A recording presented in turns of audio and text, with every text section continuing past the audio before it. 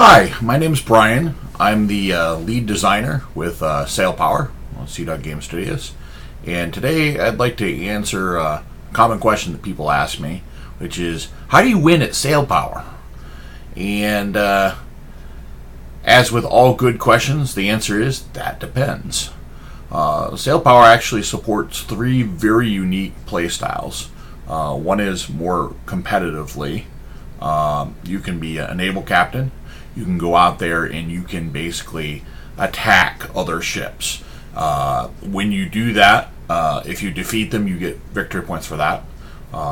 If you capture the vessel and you put a prize crew aboard it, you get more victory points.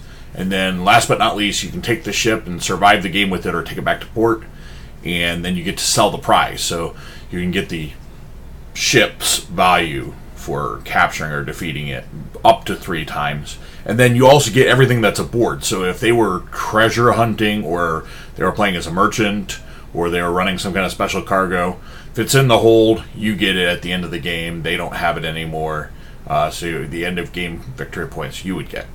Also, typically on our Sailpower board, you have some kind of meta missions that we're playing for, such as, maybe rescuing a crew or raiding a port or things like that, that are worth game points.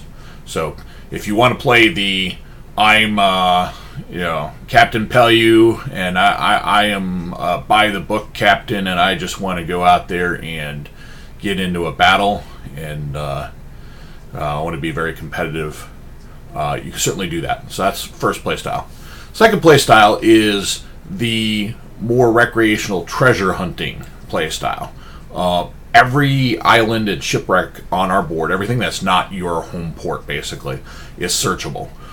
We wanted the game board to be very interactive, so you can sail up to an island and you can put your shore party onto the island and search, and we, if you succeed, allow you to actually draw 3 treasure chests, which are all numbered on the bottom, and there's a chart that'll tell you what you found. Now, some of them are red, which means they're guarded. So we have a mechanic in the game where not everything you find is automatically yours. Some of the things you have to actually work for, and you'll get to look at what they are before you decide if it's worth fighting for or not.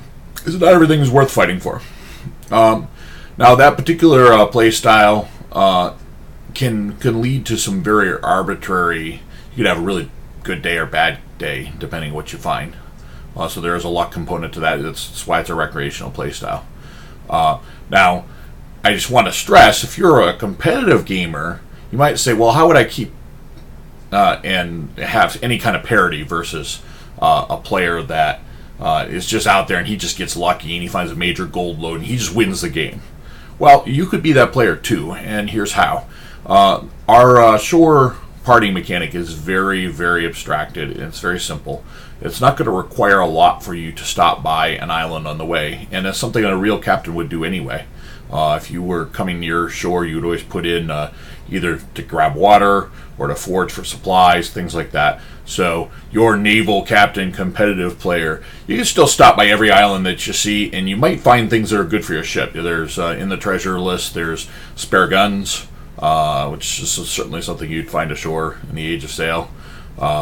Timbers for masting, just all kinds of stuff. So, and you'll get points for that. So it's worth exploring the environment even if you're playing competitively. But you don't have to. It is an open world. But if you're kind of wondering, well, what if I have a bad day and I don't capture any ships, and the other guy, he just goes to the first island and he gets lucky and he finds something? Well, you can be lucky too. So just stop by those islands, stop by those wrecks as you're sailing by, and I think that will work out good. The third play style is the most challenging to play, perhaps. But it's also maybe the most fun. It really depends on how the other players play. This game allows you to play as a merchant. The way that works is you take out a loan against your ship, and then you go into the market and you roll dice for your shore party, and you have all kinds of goods that are available in the port that you can buy. So now you can pick, using your spending money, what you want to load your ship with.